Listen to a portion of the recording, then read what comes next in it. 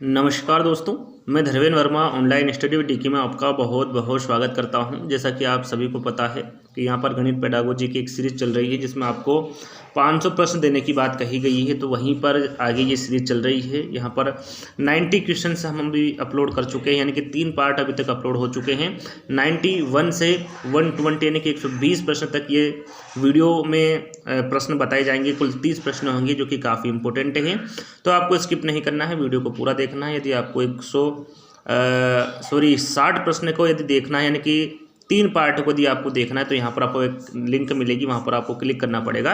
आपको तीनों वीडियो आसानी से देख सकते हैं। तो यहाँ पर शुरू करते हैं। आज का हमारा पहला प्रश्न है गणित पेडागोजी का। एक गणित शिक्षक में गुण होना चाहिए, काफ़ी इंपॉर्टेंट है। यहाँ पर देखिए, एक शिक्षक है जो कि गणित के हैं, उसमें कौन से गुण होने चाहिए ये आपको बताना है। यदि आप चारों विकल्पों को ध्यान से पढ़ेंगे, कोई सा भी प्रश्न हो, यदि आप चारों विकल्पों को ध्यान से पढ़ेंगे तो कहीं ना कहीं आपको उसका आंसर पता चल ही जाएगा। क्योंकि अब तक जो आपने पढ़ा है, मुझे नहीं लगता कि अब आपको कहीं भी और कहीं पर भी दिक्कत हो सकती, क्योंकि काफ़ी आपने पढ़ लिया है। क्योंकि आने वाली जो सीटेट एग्ज़ाम है, इसमें बहुत सारे विद्यार्थियों की तैयारी हो चुकी है और वो अच्छे से एग्ज़ाम दे सकते हैं, अच्छे से वो प्रश्नों को पढ़कर आंसर दे सकते हैं। क्योंकि यहाँ पर व्यावहारिक प्रश्न ज़्यादा पूछे जाते हैं, आपकी मानसिकता को जांचा जाता है कि कितनी मानसिकता है, आप किस प्रकार इन प्रश्नों के आंसर दे सकते हैं। तो यहाँ पर एक गणित के शिक्षक हैं, उनमें आपको गुण बताना है कि किस प्रकार के गुण होने चाहिए। चारों विकल्प हैं।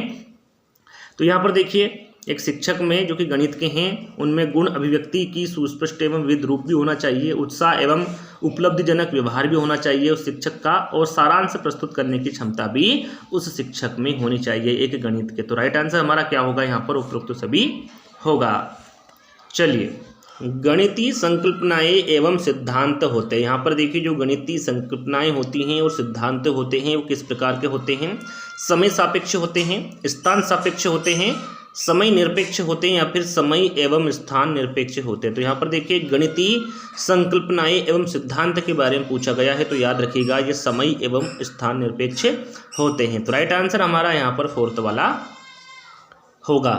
चलिए, निम्नलिखित में से सत्य कथन। यहाँ पर देखिए, इस प्रकार के प्रश्न पूछे जाते हैं एग्जाम में, कोई सी भी एग्जाम हो, चाहे वो सीटेट हो या फिर अन्य टेट एग्जाम हो। तो आपको 4 विकल्प देंगे, उसमें से एक विकल्प आपको चाहे सत्य दे देंगे या फिर असत्य, और पूछा जाएगा कि इसमें से सत्य कथन छाटिए या फिर असत्य कथन छाटिए। तो आपको इस प्रकार के प्रश्नों को भी हल करना आना चाहिए। तो यहाँ पर देखिए, 4 विकल्प दिए गए हैं। छात्रों में अन्वेषण की प्रवृत्ति विकसित करने के लिए पाठ्यपुस्तक अनिवार्य है।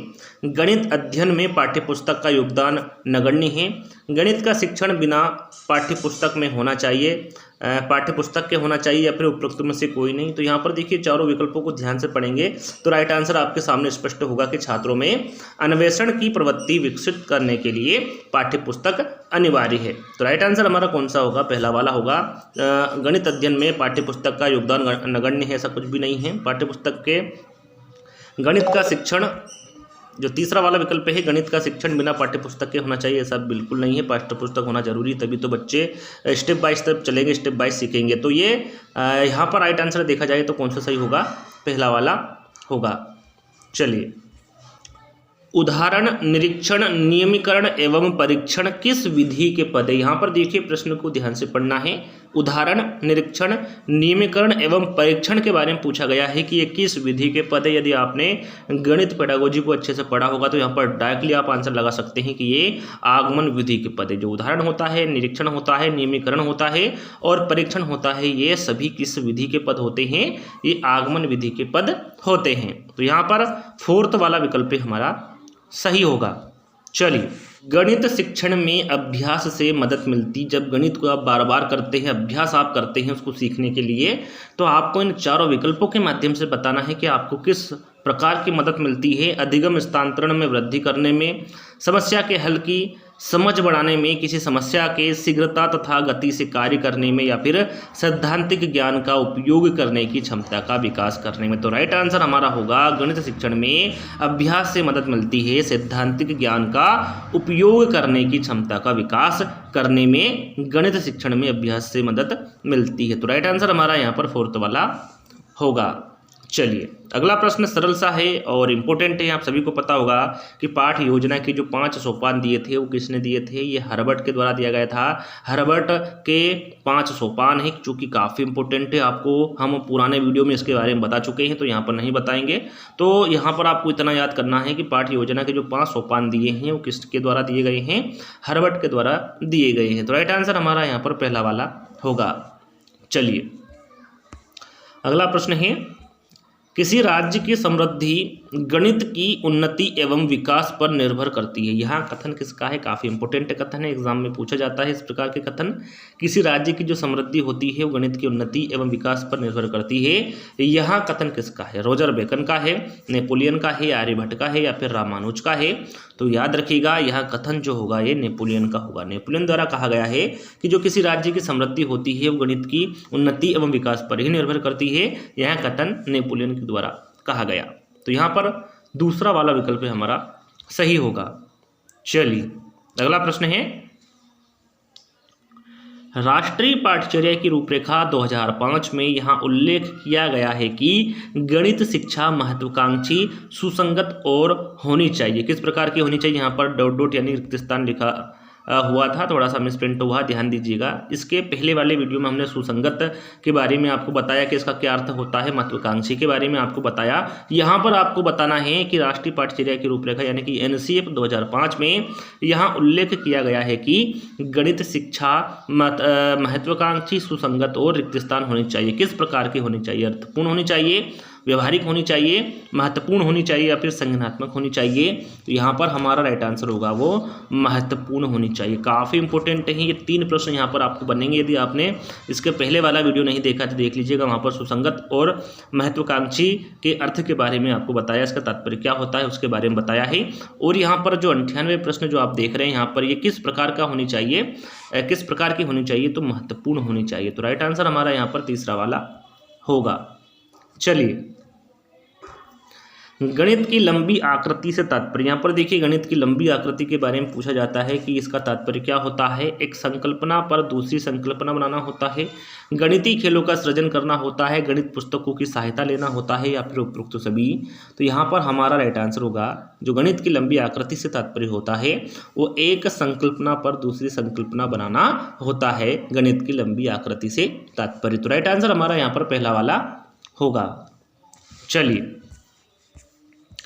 सीखने के लिए सर्वाधिक उपयुक्त कथन, यहाँ पर देखिए उपयुक्त आपको कथन बताना है, किसके बारे में बताना है? सीखने के लिए। सीखने के लिए सर्वाधिक उपयुक्त कथन के बारे में पूछा गया है। प्रतिभाशाली बच्चों की प्रशंसा करना, उचित स्थिति एवं वातावरण का सृजन करना, प्रतियोगिता का आयोजन करना या फिर लिखित एवं मौखिक परीक्षा लेना। यहाँ पर देखिए सीखने के लिए पूछा गया है कि इन चारों विकल्पों में से कौन सा उपयुक्त कथन होगा? तो यहाँ पर हमारा राइट आंसर होगा उचित स्थिति एवं वातावरण का सृजन करना। ये उपयुक्त कथन होगा इन चारों विकल्पों में से सीखने के लिए सर्वाधिक। तो राइट आंसर हमारा कौन सा होगा? यहाँ पर बी वाला होगा। चलिए अगला प्रश्न है, सतत एवं व्यापक मूल्यांकन किस पर बल देता है? शिक्षण के साथ परीक्षाओं का सामंजस्य पर, व्यापक स्तर पर निरंतर परीक्षण पर, सीखने को किस प्रकार अवलोकित, रिकॉर्ड और सुधारा जाए या फिर उपरोक्त सभी। यहाँ पर देखिए सतत एवं व्यापक मूल्यांकन से प्रश्न पूछा ही जाता है, चाहे वो सीटेट एग्जाम हो या फिर टेट एग्जाम हो। तो इस चैप्टर को आपको अच्छे से याद कर लेना है, पढ़ लेना है। तो यहाँ पर ये किस पर बल देता है? सतत एवं व्यापक मूल्यांकन पूछा गया है। तो राइट आंसर होगा सीखने को किस प्रकार अवलोकित किया जाए, रिकॉर्ड और सुधारा जाए, इस पर बल देता है सतत एवं व्यापक मूल्यांकन। तो राइट आंसर हमारा यहाँ पर तीसरा वाला होगा। चलिए दशमलव की संख्याओं में त्रुटि का संभावित कारण, यहाँ पर देखिए त्रुटि का संभावित कारण आपको बताना है। दशमलव की संख्याओं में विद्यार्थियों की लापरवाही से होता है, विद्यार्थियों का कमजोर गति कौशल से होता है, शून्य को सार्थकता से संबंधित भ्रांतिपूर्ण संकल्पना से होता है या फिर शिक्षक द्वारा अप्रभावी व्याख्यान से होता है। देखिए चारों विकल्पों को देखकर ही आपको आंसर देना है, आपके तर्क से आंसर नहीं देना है। जो आंसर सही है उसी के अनुसार आपको चलना है। तो ये शून्य को सार्थक से संबंधित भ्रांतिपूर्ण संकल्पना से दशमलव की संख्या में त्रुटि की संभावित कारण होता है। तो यहाँ पर हमारा जो राइट आंसर होगा वो तीसरा वाला होगा। तो यहाँ पर अगले प्रश्न की ओर बढ़ेंगे। सर्वेक्षण आधारित परियोजना सामूहिक परिचर्चा को बढ़ावा देती है, आंकड़ों के विश्लेषण संबंधी शिक्षार्थियों की समझ का आकलन करने के लिए, विद्यार्थियों के वाद विवाद संबंधी कौशलों को बढ़ावा देती है, या फिर विभिन्न परिप्रेक्ष्यों में विषय वस्तु को समझने में मदद करती है। सर्वेक्षण आधारित परियोजना के बारे में आपको बताना है कि किस प्रकार का काम करती है। तो यहाँ पर देखिए, जो सर्वेक्षण आधारित परियोजना है यह आंकड़ों के विश्लेषण संबंधी शिक्षार्थियों की समझ का आकलन करती है। कौन? सर्वेक्षण आधारित परियोजना। तो राइट आंसर हमारा कौन सा होगा? बी वाला होगा। चलिए, राष्ट्रीय पाठचर्या की रूपरेखा 2005 बल देती है, किस पर बल देती है? एनसीईआरटी 2005। प्रश्न हल करने पर, सूत्र याद करने पर, रटने पर, या फिर करके सीखने पर। काफ़ी इंपॉर्टेंट है और काफ़ी सरल प्रश्न है, आप सभी को पता है। ये करके सीखने पर बल देती है राष्ट्रीय पाठचर्या की रूपरेखा 2005। काफ़ी इंपॉर्टेंट है, एग्जाम में पूछा गया है और शायद आगे भी आ सकता है। तो यहाँ पर अगला प्रश्न है, राष्ट्रीय पाठचर्या की रूपरेखा 2005 के अनुसार गणित शिक्षण होना चाहिए, किस प्रकार का होना चाहिए? एनसीईआरटी 2005 के अनुसार गणित शिक्षण पाठ्य पुस्तक आधारित होना चाहिए, वातावरण आधारित होना चाहिए, शिक्षक केंद्रित होना चाहिए, या फिर बाल केंद्रित होना चाहिए। तो ये भी आप सभी को पता होगा, ये भी इम्पोर्टेंट है। तो किस प्रकार का होना चाहिए गणित शिक्षण? बाल केंद्रित होना चाहिए एनसीईआरटी 2005 के अनुसार। तो राइट आंसर हमारा यहाँ पर फोर्थ वाला होगा। चलिए, गणित शिक्षण का मुख्य उद्देश्य, यहाँ पर देखिए मुख्य उद्देश्य पूछा गया है गणित शिक्षण का। जहाँ पर तार्किक आ जाए, समस्या समाधान आ जाए, वही हमारा आंसर होगा, क्योंकि शिक्षार्थियों में तार्किक चिंतन एवं समस्या समाधान योग्यता का विकास करता है गणित शिक्षण। यदि आप किसी विद्यार्थी को गणित सिखा रहे हैं तो उसका जो मुख्य उद्देश्य होता है वो क्या होता है? शिक्षार्थियों में तार्किक चिंतन एवं समस्या समाधान योग्यता का विकास होता है। किसमें? विद्यार्थी में। तो राइट आंसर हमारा क्या होगा? यहाँ पर पहला वाला होगा। आपको जहाँ पर तार्किक चिंतन दिख जाए या फिर समस्या समाधान आपको देखने को मिले, राइट आंसर वही होगा। याद रखिएगा, यहाँ पर राइट आंसर हमारा पहला वाला होगा। चलिए, विमला ने 12 बिल्लियां पाल रखी है। उसने ईशान को बताया कि 12 बिल्लियों का मतलब 48 पैर है। वैसे तो आपको सभी को पता होगा एक बिल्ली के कितने पैर होते हैं? 4 होते हैं, और 12 × 4 करेंगे तो कितना होगा? 48 होगा। यही किसका मतलब है? ईशान को बताया किसने? विमला का यहाँ पर मतलब है कि जो 12 बिल्लियाँ होती हैं उसका मतलब क्या होगा? 48 पैर होगा। तो यहाँ पर आपको बताना है कि उसका यहाँ कथन किस चिंतन का आधार है? रेखा गणित का है, बीज गणित का है, अंक गणित का है, या फिर इनमें से कोई नहीं? तो याद रखिएगा, उसका यहाँ कथन बीज गणित चिंतन का आधार है। यहाँ पर राइट आंसर हमारा कौन सा होगा? बी वाला होगा। चलिए, अगला प्रश्न है, गणित शिक्षण के लिए उपयुक्त परिस्थिति है। यहाँ पर देखिए 107 से डायरेक्ट 109 आ गया है। एक प्रश्न यहाँ पर मिसप्रिंट हुआ है, प्रश्न मिसप्रिंट नहीं हुआ है, यहाँ पर लिखने में त्रुटि हुई है। तो एक प्रश्न हम आपको आगे बता देंगे। टोटल आपको 30 ही प्रश्न मिलेंगे। प्रश्न को ध्यान से पढ़ना है आपको। प्रश्न को यहाँ पर एक बार फिर पढ़ लेते हैं। गणित शिक्षण के लिए उपयुक्त परिस्थिति क्या होगी? इन चारों विकल्पों के माध्यम से आपको बताना है।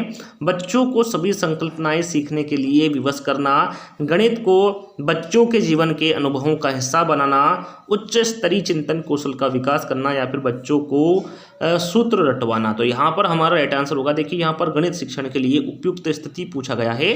तो राइट आंसर होगा गणित को बच्चों के जीवन के अनुभवों का हिस्सा बनाना, ये गणित शिक्षण के लिए उपयुक्त स्थिति होगी। तो राइट आंसर हमारा यहाँ पर बी वाला होगा।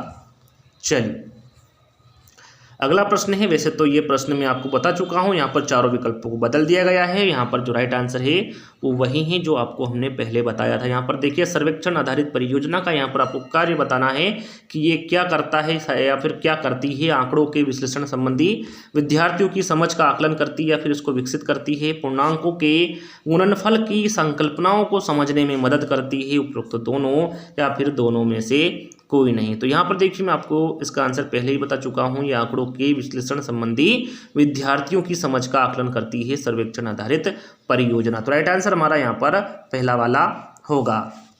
चलिए, अगला प्रश्न है, एक डिब्बा खुलने पर कैसा दिखेगा और किन आकृतियों के मोड़ने पर डिब्बा नहीं बनेगा? इस गतिविधियों से बच्चों में चतुर्भुज की समझ बढ़ेगी, बच्चों में आकृतियों की मानसिक छवि बनेगी, बच्चों को वस्तुओं की ऊंचाई या मोटाई का ज्ञान होगा, बच्चों को वस्तुओं को वस्तुओं के नक्शों के विषय में जानकारी मिलेगी। तो यहाँ पर देखिए एक डिब्बा खुलने पर कैसा दिखेगा, इसके बारे में यदि बच्चों को जानकारी है, या फिर आकृति के मुड़ने पर डिब्बा नहीं बनेगा। तो ये जो गतिविधियाँ होती है दोस्तों, इससे क्या होगा, मानसिक छवि बनेगी बच्चों में आकृतियों की। तो राइट आंसर हमारा यहाँ पर कौन सा होगा, बी वाला होगा, बच्चों में आकृतियों की मानसिक छवि बनेगी।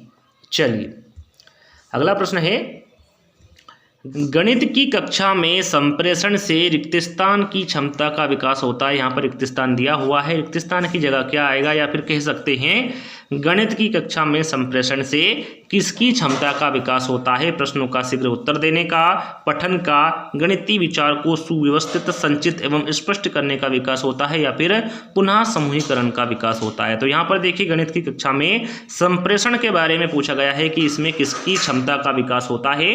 तो राइट आंसर होगा इसमें गणितीय विचार को सुव्यवस्थित, संचित एवं स्पष्ट करने का विकास होता है गणित की कक्षा में संप्रेषण से। तो राइट आंसर हमारा यहाँ पर तीसरा वाला होगा।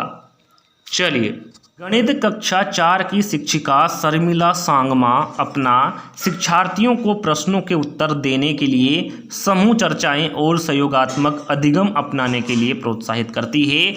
उनका उद्देश्य, यहाँ पर जो शिक्षिका है उनका क्या उद्देश्य है, यदि शिक्षार्थियों को प्रश्नों के उत्तर देने के लिए वो समूह चर्चाएं और सहयोगात्मक अधिगम को अपनाती है, तो इससे उद्देश्य आपको बताना है कि इसका क्या उद्देश्य होगा। सीखने की एक समान गति पर बल देना, बच्चों की सक्रिय भागीदारिता को बढ़ाना, सीखने के विविध अनुभवों को उपलब्ध कराना, या फिर उपरोक्त सभी। तो यहाँ पर हमारा राइट आंसर होगा, उनका उद्देश्य है बच्चों की सक्रिय भागीदारिता को बढ़ाना। तो राइट आंसर हमारा यहाँ पर बी वाला होगा।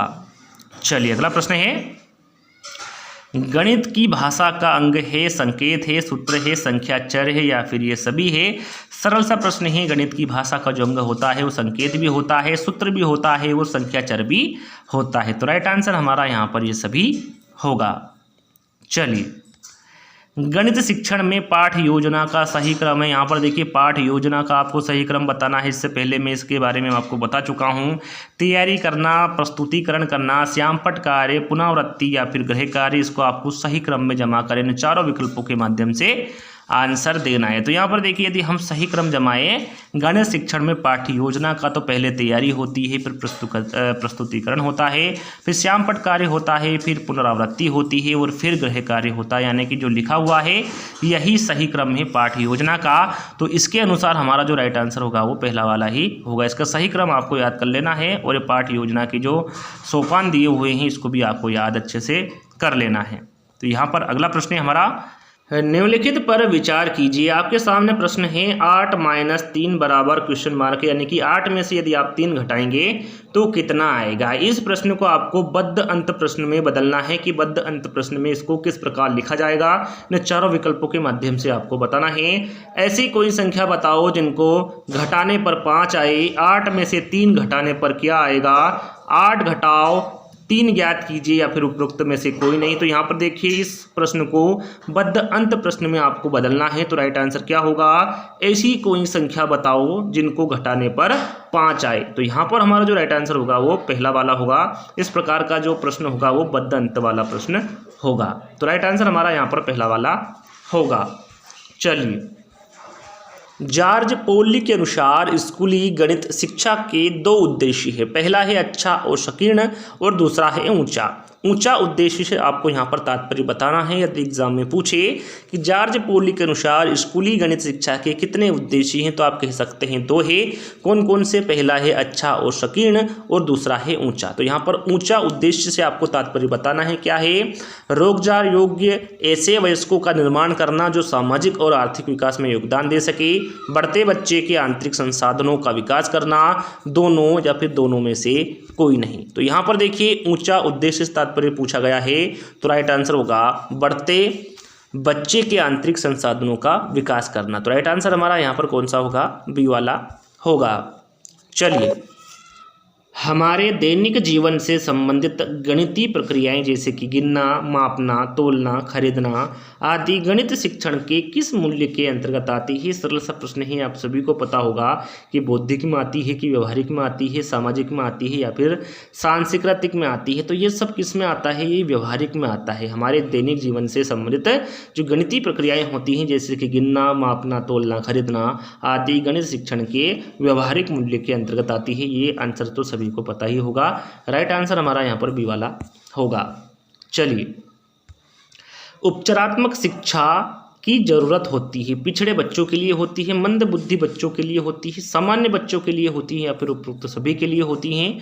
तो यहाँ पर हमारा राइट आंसर होगा जो उपचारात्मक शिक्षा होती है वो पिछड़े बच्चों के लिए भी होती हैं, मंद बुद्धि बच्चों के लिए भी होती हैं और सामान्य बच्चों के लिए भी होती हैं। तो यहाँ पर राइट आंसर हमारा कौन सा होगा?